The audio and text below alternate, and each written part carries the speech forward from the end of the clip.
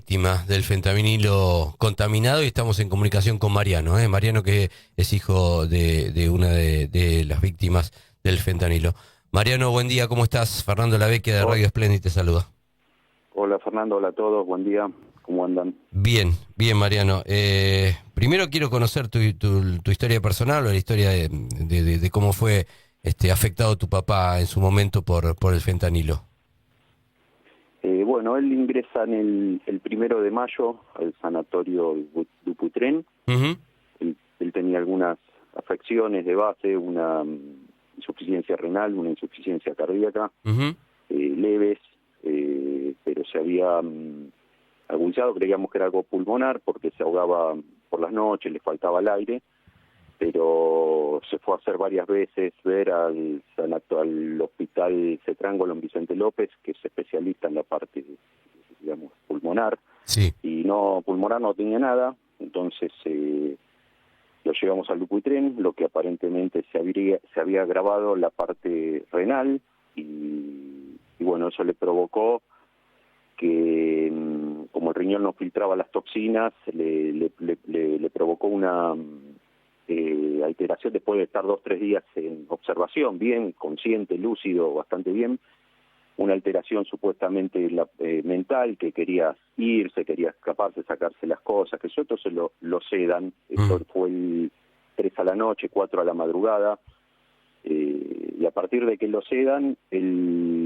a las horas o a la tarde de ese día ya estaba en coma, intubado y con un pronóstico reservado, grave, con una pulmonía que le apareció supuestamente, así que estuvo 14 días luchando contra eso, obviamente inconsciente, y bueno, termina falleciendo el 18 de mayo. Nada, nosotros nunca nos enteramos de nada, o que le habían puesto este fentanilo contaminado, Mm. y yo a raíz de escuchar las noticias, me entero justamente o empiezo a investigar a raíz de esto, porque me había parecido muy raro todo, cómo fueron los hechos, cómo se Claro. desencadenó esto. Siempre me había quedado algo de esto, algo raro pasó, A partir de y una investigué, sedación fue, empecé a ¿no? investigar. ¿Eh? A partir de la sedación fue esto. Claro, sí, sí, sí, sí, a partir de la sedación. Lo sedan y casi enseguida pasa a estar Claro. de normal a, viste, casi, intubado, con Sí, sí, oxígeno, sí, con sí, sí. respirador, Se agravó claramente, se agravó su situación a partir de la sedación que se le dio en su momento. Y Exacto, sí. vos empezaste a hacer las investigaciones, digo, te convertiste casi en un investigador sanitario, y cómo llegaste a la conclusión de que fue el fentanilo contaminado. No, yo cuando empecé a buscar información sobre que el fentanilo que provocaba, que esto, que el otro, me Mm. encuentro con información que digo, esto es lo que le pasó a mi papá. Ajá. Entonces, lo primero que hice fue comunicarme con una periodista porque empecé a leer notas, qué sé yo, y bueno, fue un poco aconsejándome a cómo resolver esto. Me dijo, pedí la historia clínica, yo tenía ese miedo, esa cuestión, pero un día fui al sanatorio, pedí la historia clínica, Ujú. que a mí por suerte me la dieron bien, y de lo poco que uno entiende de la historia clínica, que no es muy completa, justamente nosotros estamos reclamando que tenga más datos, mejores datos. Nada, empiezo a ver que le hacen el cultivo cuando ingresa, le da negativo, y el cultivo después de la sedación ya le aparece la Ralstonia, esa bacteria, una de las propias del fentanilo, la Ralstonia piqueti, y el 9 ya le aparece la otra, ya tenía las dos bacterias propias del fentanilo contaminado. Claro. O Y sea, eso fue claramente lo que desencadenó bueno, la desmejora y la muerte de mi papá. pero esto se da a partir de que vos empezaste a preguntar y a hurgar. Nadie te lo había explicado anteriormente. Nadie me lo Nadie había explicado, y yo creo que si yo no me ponía en esto, o sea, mi pasa. papá no estaría en la lista de Claro. lo que yo creo.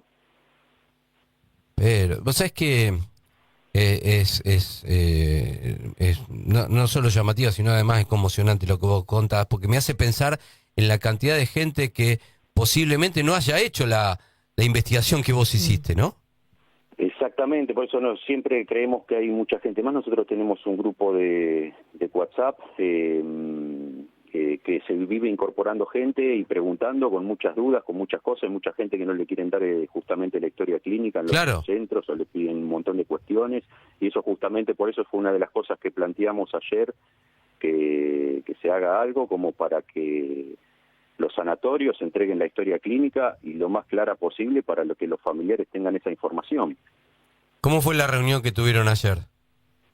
No, bien, bien. Yo era la primera vez que iba, ya algunos familiares se habían reunido la otra vez, nos recibió, bueno, un bloque de diputadas de la UCR que están, digamos, como impulsando este proyecto de investigación, y después tuvimos la posibilidad de comentarles estas cosas a todos los diputados en una sesión ahí, así que, bueno, escucharon nuestras peticiones y, bueno, con algunas cuestiones más que quieren ellos impulsar, bueno, esperemos que este tema se trate para llegar primero a que se haga justicia con lo que estamos esperando, y segundo para que estamos nosotros como muy en la lucha, o no sé, tenemos esa cuestión de que obviamente no tendría que haber pasado, pero mucho menos que vuelva a pasar.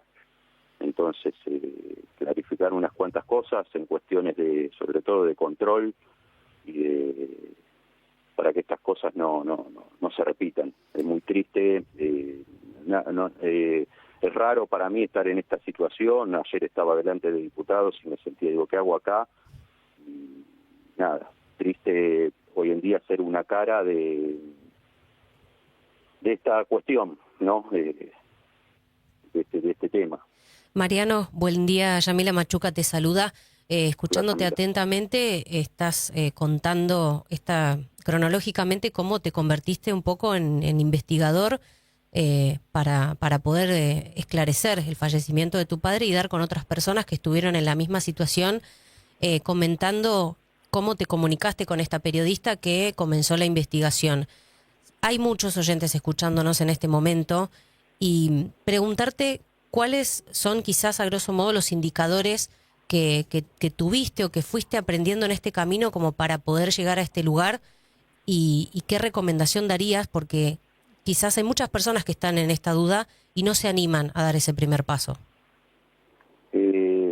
Principalmente, o sea, a mí lo que me hizo ruido fue justamente todo como de una afección renal que se podría haber tratado incluso con una diálisis, que mi viejo no se había hecho nunca una diálisis porque tenía hasta ese momento una insuficiencia leve, y tal vez se la tendrían que haber hecho antes y se evitaba todo este tema de que lo tengan que sedar, pero cómo desmejoró de un momento para otro, y todos los casos tienen esa particularidad, ¿no? Que de repente y no te dan demasiados indicios del lugar. El sanatorio no nos decía demasiado.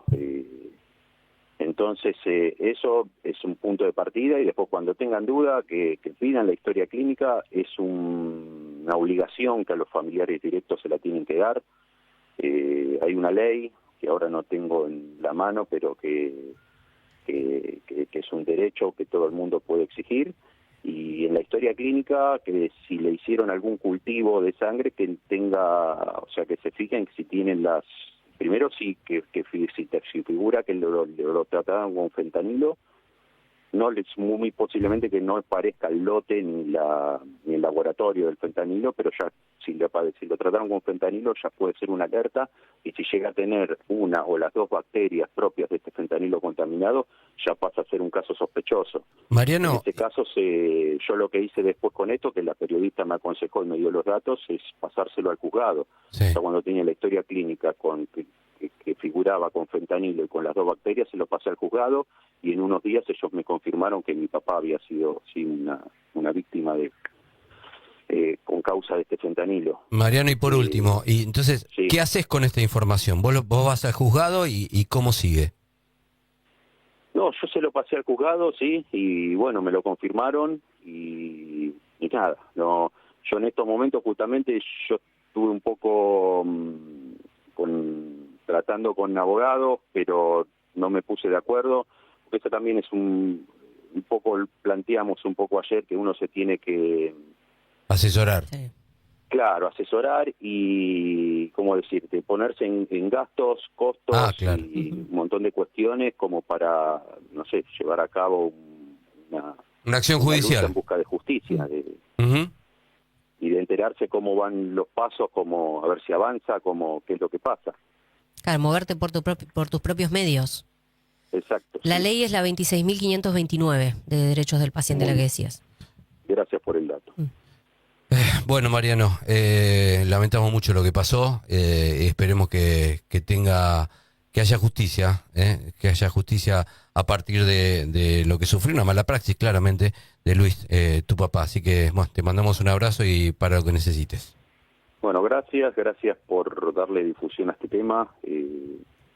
Nada, nosotros sí, no sé, yo lo que pienso justamente es, y creo que hay mucha más gente que Sí, no sí, sí, sí, sí. que no sabe de esto y que hay mucha más gente que sufrió esto, así que nada, que sí, que busquen y que nada, que ayuden en la búsqueda de todos los que puedan a la búsqueda de la justicia. Abrazo grande, Mariano, gracias. Abrazo y buen día para todos. Ese es el punto, ¿no? Ese es el punto. La cantidad de gente que ha fallecido en los últimos días, en los últimos meses, y que los familiares no encontraron una explicación muy clara.